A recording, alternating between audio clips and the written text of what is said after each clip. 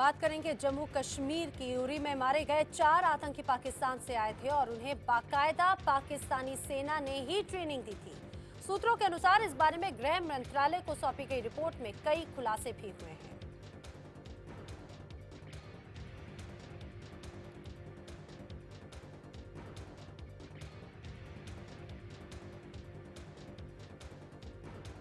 उरी में ढेर किए गए चारों आतंकी जेईएम के थे। पाकिस्तानी सेना ने पीओके के सवाई नाला कैंप में प्रशिक्षण उन्हें दिया था और 40 आतंकियों ने पिछले महीने सवाई नाला कैंप में ही ट्रेनिंग ली थी। वहीं हाफिज सईद और सलाउद्दीन ने इस पूरे हमले की साजिश रची।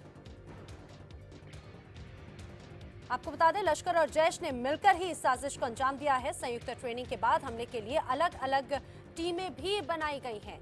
वहीं सुरक्षा एजेंसियों के पास में 42 आतंकी कैंपों के पुख्ता सबूत भी मिले हैं। रिफत अब्दुल्ला हमारे सहयोगी हमारे साथ में जुड़ रहे हैं। रिफत, ये तो पहले कहा ही जा रहा था कि ये जो हमला हुआ है इसके पीछे पाकिस्तान का ही हाथ है और अब तो सबूत भी जो है वो भी पूरी तरह से स्पष्ट कर रखे हैं।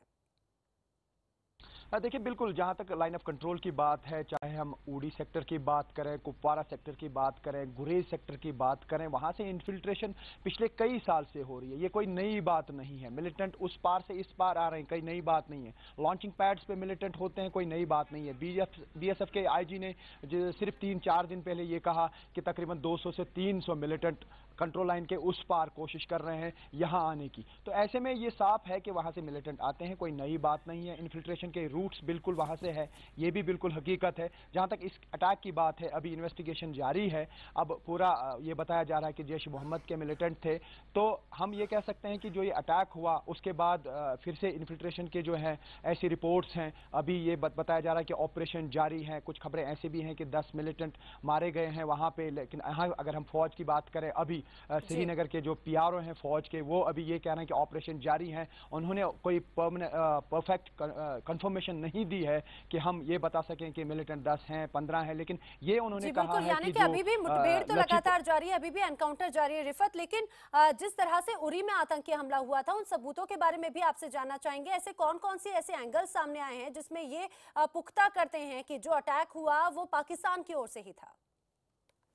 देखिए, फौज ने भी कोर्ट ऑफ इंक्वायरी बुलाई है और उसके अलावा अगर एनआईए की टीम की बात करें, वो वहां पे पहुंचे, उन्होंने वहां से सबूत हासिल किए। जो जीपीएस जो रहता है, खास तौर से उनके पास जो डिवाइसेस रहती है, वो बता देगा कि रूट कौन सा लिया है उन्होंने। चूंकि यूएस भेज दी गई है वो डिवाइसेस, वहां से जो रिपोर्ट आएगी ये पता चल पाएगा कि क्योंकि सैटेलाइट कनेक्टेड है सारा, उसके बाद पता चल पाएगा कि वो कहां से आए, किस टाइम पे कहां पे थे, उसके बाद जब अटैक किया गया उस वक्त क्या टाइमिंग थी, तो सारा उससे साफ हो जाएगा। और उसके अलावा जो मार्किंग की बात की जा रही है, जो फूड आइटम्स भी लिए गए हैं उन पे पाकिस्तान की मार्किंग थी। तो कुल मिला के ये कहा जा सकता है कि और यूबीजीएल जो वहां से रिकवर हुए हैं, उसके अलावा AK-47 रिकवर किए गए हैं। तो जो इन्वेस्टिगेशन की टीम होगी वो ये बिल्कुल बता सकती है कि क्या हकीकत है इसमें। फिलहाल तो यही बताया जा रहा है कि जैश ए मोहम्मद के मिलिटेंट्स ने ये अटैक किया है।